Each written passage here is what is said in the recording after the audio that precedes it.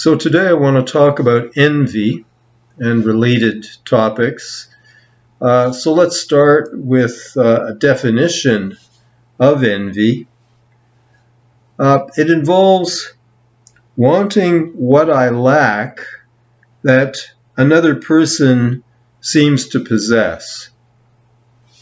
Something I lack, something that I desire that someone else possesses. So this involves two people, two parties.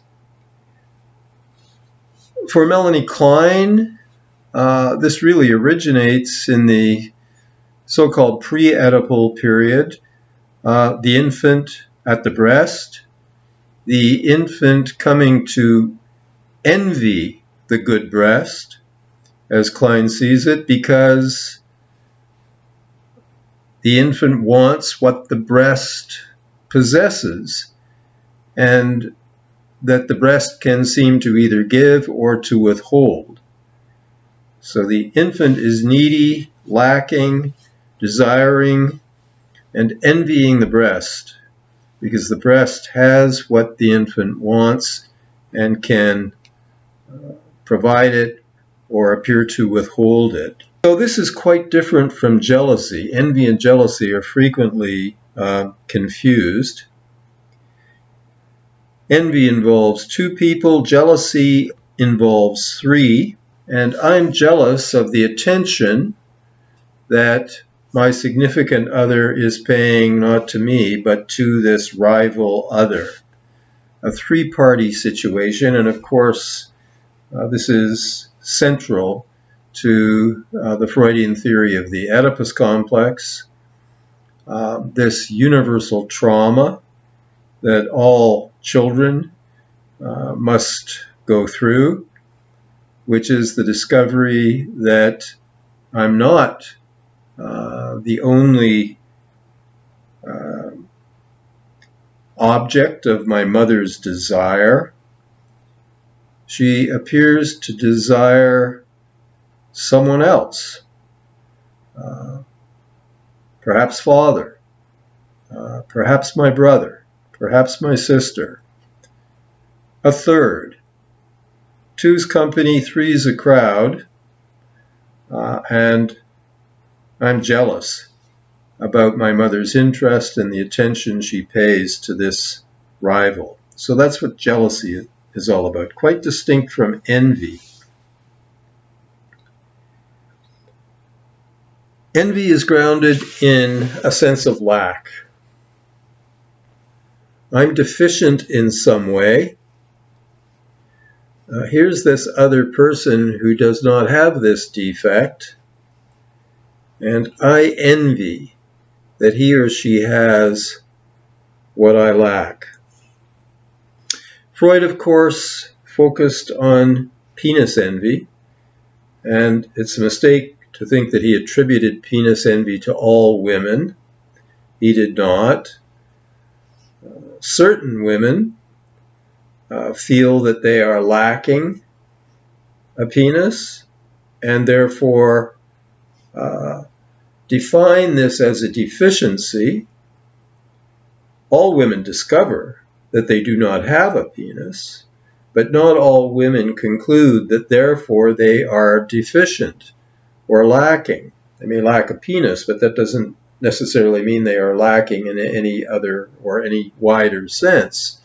But some women, in light of their lack of a penis, seem to form the idea that this means that they are fatally flawed and defective and deficient. And out of these feelings of deficiency comes envy. Certain women, not all women. And I personally believe that sometimes we encounter real penis envy in women. And of course, many people now, not just feminists, but many psychoanalytic thinkers point out that it's not so much the penis per se that is envied, but what the penis represents. That is, it is a signifier, it is a symbol of a whole range of masculine privileges. We still live in a patriarchal culture. Residues of that culture remain. Men do enjoy privilege, and the penis is a signifier of power and advantages that men enjoy, and that women may therefore envy.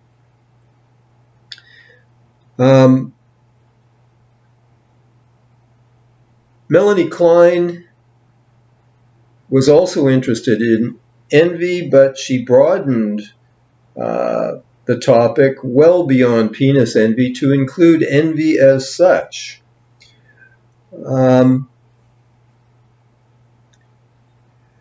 And she tended to focus on the destructive consequences of envy. And in her mind, envy was linked to spoiling, to a desire to spoil that thing or those qualities that the other has that I feel I lack. And since I don't have them, can't seem to have them, I can't bear the other having them, I would like to spoil and destroy these envy qualities and objects. So envy can lead to destructive activity. I guess one of the most famous illustrations of that was the whole incident around the Olympic skaters. Tanya Harding, I think this was in the mid to late 1990s, and Nancy Kerrigan.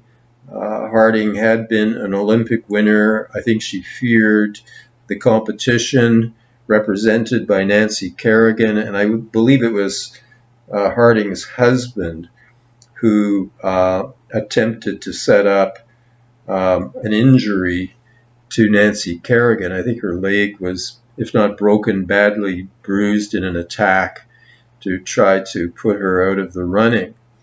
Okay, so here is envy leading to spoiling, and Klein tended to focus on destructive envy, but later Kleinians began to realize that not all envy is destructive. There is such a thing as constructive envy.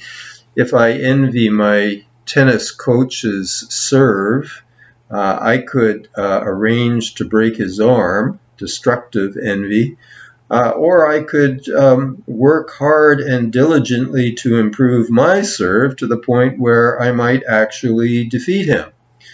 So envy sometimes motivates striving and self-improvement.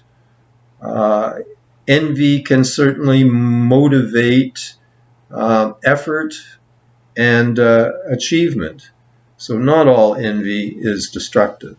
It can be constructive.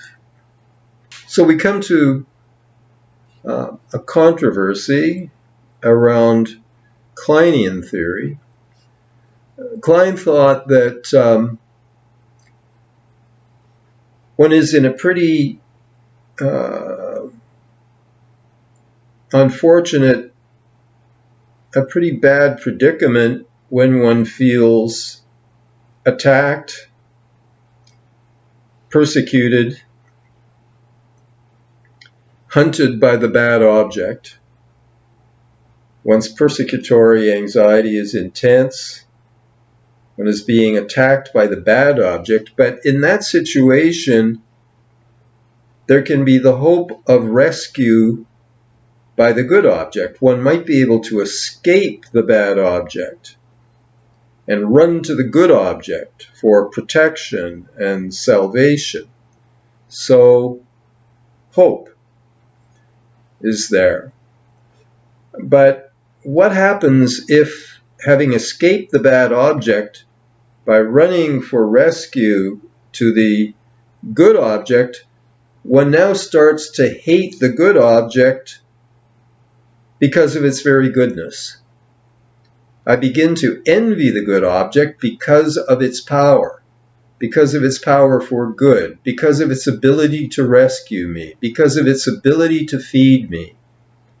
In other words, I hate my dependency, I hate my neediness, I need what the good object has. I don't have it. The object has it.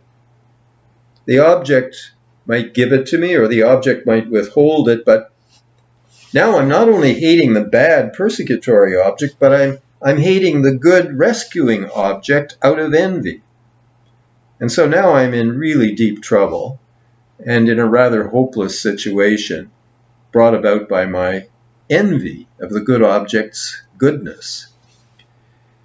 So critics would immediately call this theory into question and raise the issue, is it really the good object's goodness that is sparking my envy? I mean, if the good object was simply freely giving me all of the goodness I wanted, giving me all of the feeding, all of the protection, all of the soothing that it has, would I hate it for its goodness? Or is my hate really not directed at its goodness, but at what I imagine is the good object's stinginess in meting out its goodness? Is it that I perceive the good object as in some way hoarding all of its goodness to itself? Do I perceive the good object as sort of reluctant to fully share its goodness with me? Is that why I hate it? I think Klein's position is that I envy and hate it for its sheer goodness.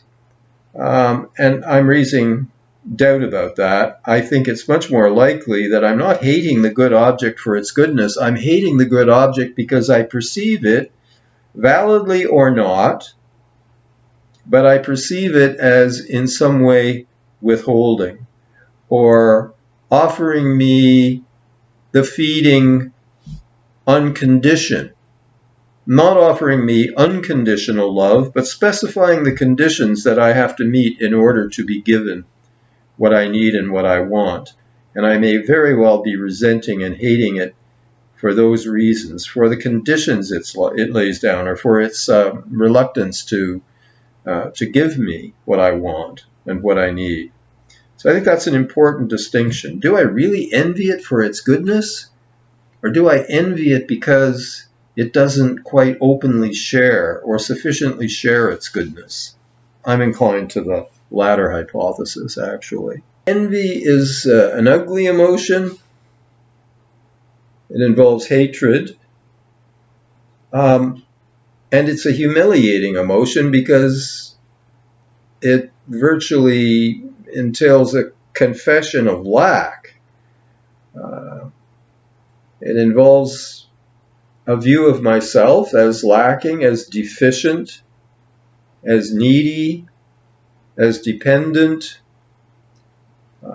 not self-sufficient. This is a somewhat humiliated position to be in. So when I envy another, I'm revealing my sense of lack. What is the therapy for envy? Klein says the answer is gratitude. If I can be grateful for the fact that my cup is half full, I'm freed from envy of those who I imagine have a full cup. My cup is half full. I'm surviving. I'm okay. I'm not completely without. And if I can feel grateful to have received this half-full cup, I'm relatively freed from envy of those whom I imagine have a full cup, and probably they probably don't really, although we're prone to imagine that perfect gratification is going on somewhere.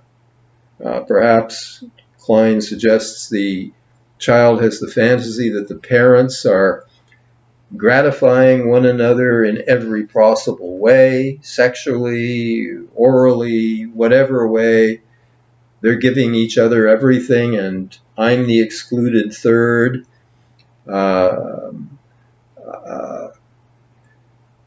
In reality, we know that there is no perfection anywhere, including perfect gratification, but we frequently are imagining that somehow others are getting the perfect gratification that we are not getting, and that gives rise to envy. But if we can develop gratitude for the fact that our cup is half full, then this relieves us of envy. And therefore, in a footnote to her essay on envy and gratitude, Klein writes, quotes, "It is not for nothing that before meals Christians pray, for what we are about to receive, may the Lord make us truly thankful," unquote. People think that is tantamount to saying thanks for the grub. Klein points out that's a misreading. Look at the words. May the Lord make us truly thankful. We're not saying thank you for the food. We're asking to be given the capacity to feel grateful for the food or whatever. We're asking to be given the capacity to feel gratitude, because gratitude is the therapy for envy. Therefore, in many Christian services, throughout the service, the congregation will be repeating, "Thanks be to God, thanks be to God," thanksgiving. It's kind of a training in saying thanks. I'm not at all sure it works very well much of the time, but the idea is interesting. Helping people to feel gratitude, helping them to say thank you. Wonderful old line. I don't know who wrote it. Anon. The trouble with atheism is there's no one to thank. Well, I doubt that. There's always people to thank. We don't need necessarily a belief in God at all to feel thankful. There's plenty of people to thank. But feeling thankful greatly relieves envy. I think Klein certainly got that right.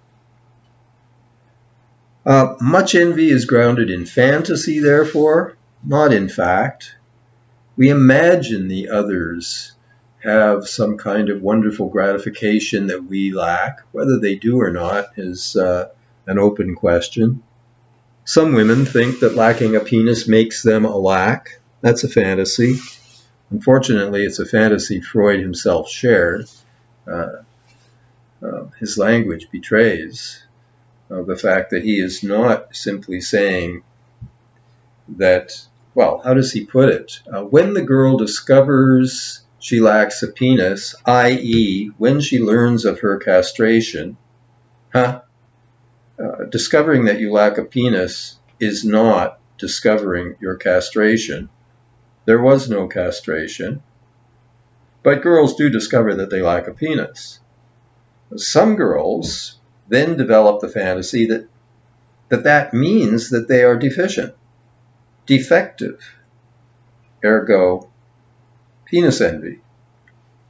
Lots of girls don't form that fantasy. They learn that they lack a penis. They do not form the fantasy that therefore they are severely lacking. I remember my students many years ago found a little cartoon, just 2 frames, a little boy and a girl, maybe 4 or 5. They both dropped their pants, and he's proudly pointing at his penis, and he's saying, "Ha, ha, ha, I have one of these and you don't."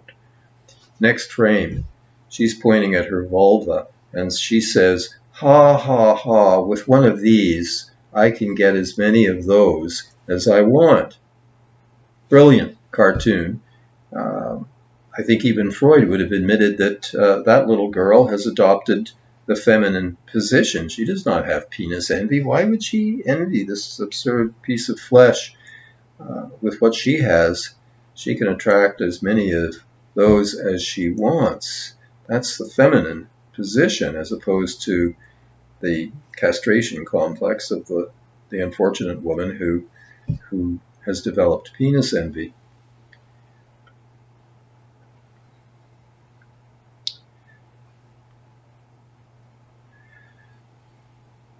There's a kind of paranoia that is grounded in projection of envy. If I'm a highly envious person, I can begin to fear success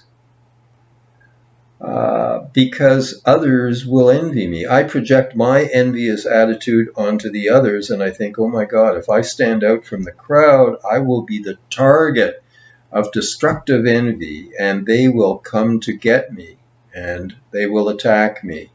So I have to hide my light under a bushel, otherwise I will be a target of envious attack. I project my envy into the others and imagine being attacked, a kind of paranoia grounded in the projection of envy. There's this wonderful word, invidiousness.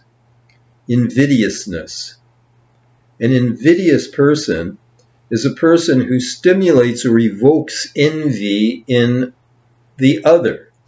You know, in the middle of February in the Canadian winter, a colleague tells you all about how in the next day or so he's leaving for 2 weeks in Aruba while you have to stay home and shovel the snow. Okay, some people love telling others about their good fortune in ways that stimulate envy in the other.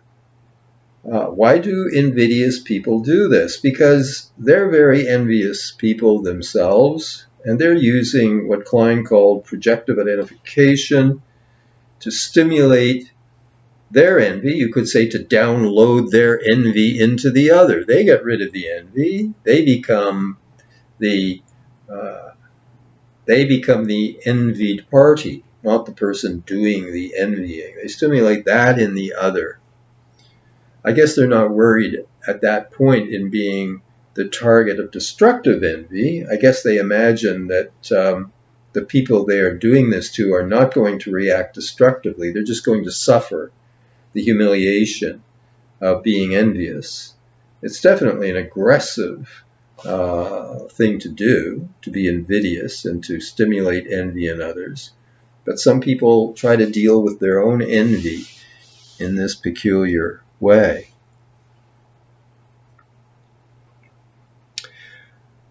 The wonderful Shakespeare play that's all about envy is, of course, Othello. He loves his wife Desdemona, but this envious little monster, Iago, plants in Othello the idea that Desdemona is unfaithful to him. She's not, but he stimulates Othello's jealous fantasy. Sorry, not envy, but jealousy. Iago is stimulating jealousy in Othello by suggesting that Desdemona has taken a lover. This jealousy is not grounded in reality. But I think here we see Melanie Klein making a mistake.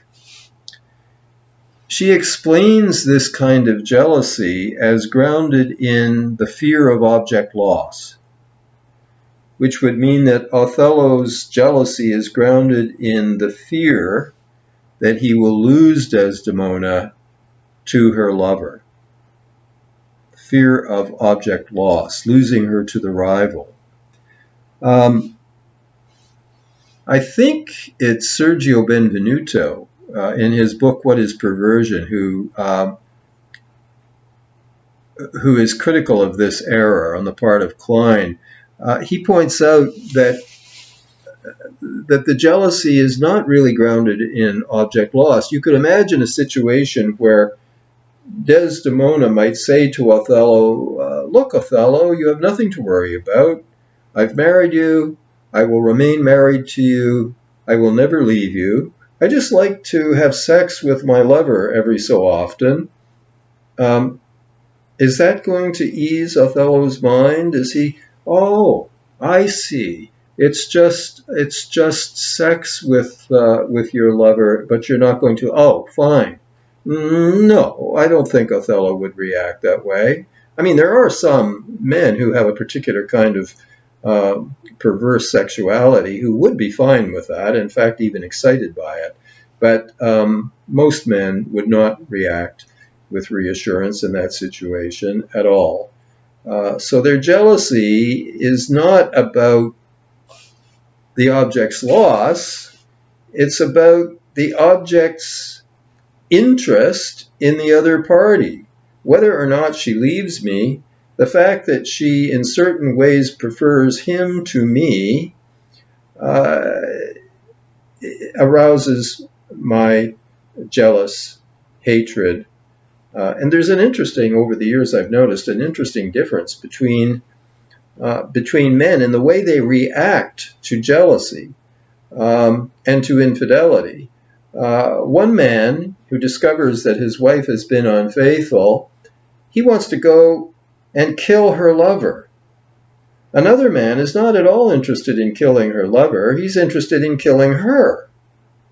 And this is a real difference in male psychology. The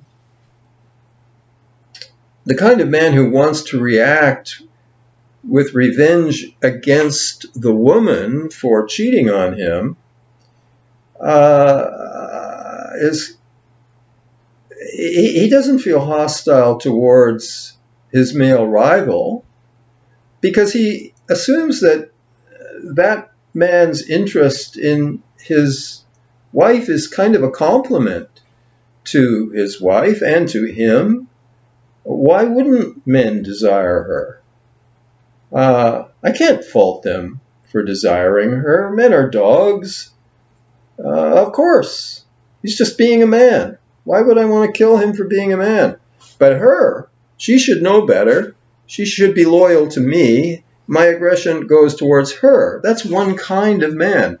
But there's this other kind of man who is quite ready, apparently, to forgive the unfaithful woman, and he wants to go and beat up the lover. That's a very interesting difference, and I don't think enough has been written about that. I don't think we know enough about that, actually. Envy is grounded, then, not in the loss of the object or fear of object loss, but rather in a sense of lack in oneself. I'm not going to lose Desdemona, but her interest in this other man means that in some respects she finds me lacking. I'm clearly not enough for her. I'm not satisfying her. I must be deficient in some way, hence my jealousy. And also perhaps we have envy and jealousy operating simultaneously here, because I'm not just jealous of her interest in him. I may well be envious of what he has that sparks her interest. What does he have that I do not have? So there we have envy. I have envy of the qualities that he has that makes him desirable to her. And I'm also jealous of her interest in him. And maybe that gives the clue to the question I raised a minute ago. Perhaps the very envious man who feels deficient wants to attack her lover because he has something that I feel I lack. That would be envy. The other man whose hostility is more towards the unfaithful woman, perhaps that's more about jealousy, punishing her for her infidelity. Jealousy motivating hostility towards the unfaithful woman, envy motivating the hostility towards the male rival. Perhaps, I'm not sure of this, but obviously this is a topic worth further investigation.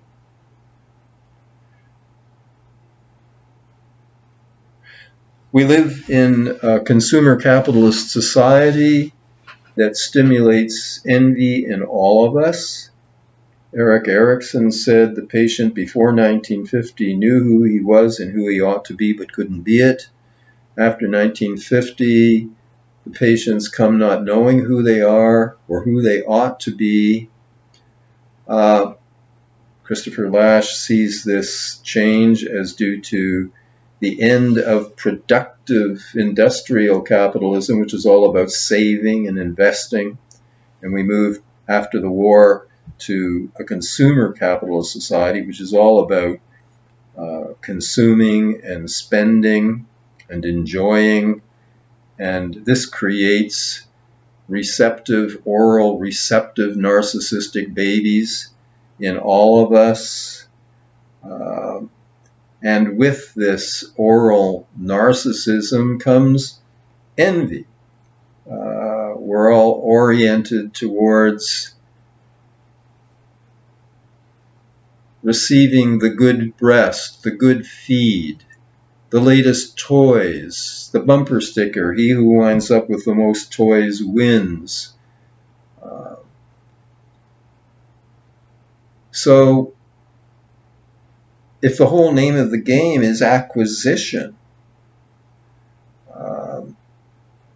those who acquire more are envied. And I think the envy that is stimulated in this kind of society probably plays a pretty important role in undermining political organization to overthrow a society where there is the 1% and the 99%, the gross inequalities that have emerged in North American and to some extent in European societies as well, under neoliberalism, consumer capitalism. We live in the new Gilded Age, and we haven't been very effective. The working classes have not been very effective in organizing to overthrow this system. And perhaps one of the things that hampers the proletariat in organizing to defeat the ruling class that exploits them is the envy that is stimulated. We can't attack the ruling class because we want to join the ruling class. We want to be one of them. And that desire, that envious desire, may well serve to undermine our capacity to attack them effectively and overturn the whole system. Well, Bernie Sanders is doing pretty well in the primaries at the moment. One final point before concluding. Once the concept of envy is broadened, as Klein expanded it beyond penis envy to envy as such, we begin to be able to see that men also suffer from penis envy or from phallus envy. I mean, men are often quite preoccupied with what they imagine to be the larger penis of their rivals.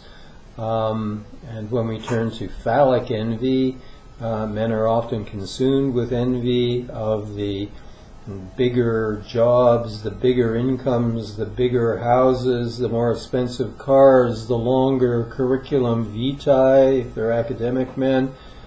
So this kind of penis-phallus envy is rampant in men. In fact, I've seen more of it in men than I've ever seen in women. And males also frequently suffer from womb envy and from breast envy. Womb envy, envy of the woman's capacity to conceive a child, to gestate, to carry it, to this miraculous delivery of a new life into the world, and breast envy. It was the Scottish psychoanalyst Ronald Fairbairn who described the father as the mother without breasts, and I can attest to the truth of that. One afternoon, my wife had to be out and my infant son was asleep. She expressed some milk, kept it in the fridge. He woke up while she was gone. He was hungry. I fed him the milk. He went back to sleep. She was delayed. He woke again and was hungry again, only this time there was no milk. And I had the experience of being the father, the mother, without breasts. Okay.